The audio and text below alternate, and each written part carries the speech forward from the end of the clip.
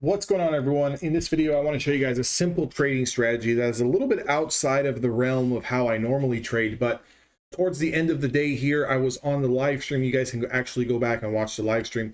We took a few trades, took a handful of trades. I played some 20 SMA plays. I took a couple of bounces, but the couple of trades that I want to highlight here is using this fib. So what I did is I dropped the fib from the high of day to the low of day. Okay. And what we were looking at is in the live stream, we had this original long here. Now the original long was the 20 SMA play that happened at 11 a.m. Pacific Standard Time. It was a 27-point range candle. We were just looking for 10 points there. As soon as we confirmed, we got into the trade at 11:05, and then it rode up for 10 points, and I took my profits. Now I was telling people on the live stream, you know, if we were looking for an extended move, we could have actually just used that low as a stop, as a max pain stop, and just actually ride this thing. It went up over 100 points. But again, I wasn't looking for that type of trade. I was just looking for a quick scalp, 10 points, getting it out. I was already green on the day. So what I was trying to do is just, you know, add a little bit more to the P&L by not risking a lot. But the other trades that we took was when I dropped this fib, I was looking at the 50% retracement, which is here in this zone. And I was looking at that 61.8. Okay. So as we approached that 61.8, what I did was I went ahead and I asked the room, what are we thinking about a long over those 38s, right? Over those 38s, if we confirm, but what are we actually thinking about a short here? So if we came into that 61.8 retracement, okay, from the highs, and we kind of staggered, what if we start that short here? We play a couple of micros, and we use the high of day as a stop at that point in time, and we play that into the level of 500. So why we were playing it into 500 was that was a 50% mark here at 19,500.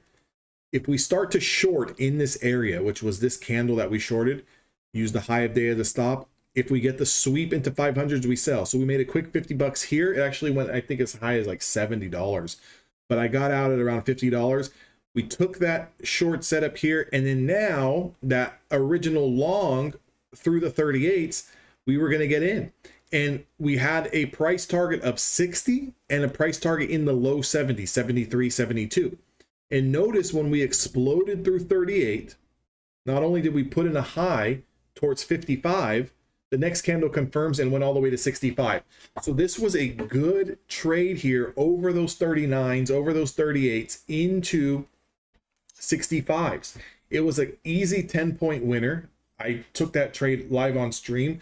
Again, just took the quick 10 points on that, made a quick 50 bucks, trading those couple of micros, and it ended up pushing almost into that 78.6% mark here. We were looking for like 74, 73s, and it went as high as 72.5. So again, all in all, if you took the break of 38, the price target was here in those 70s. We got close to those 70s by going to 72.5. So profit should have been taken. Then we immediately pulled back down. But again, just want to go to show you that it's not about the strategy that you're trading. It's how you're trading.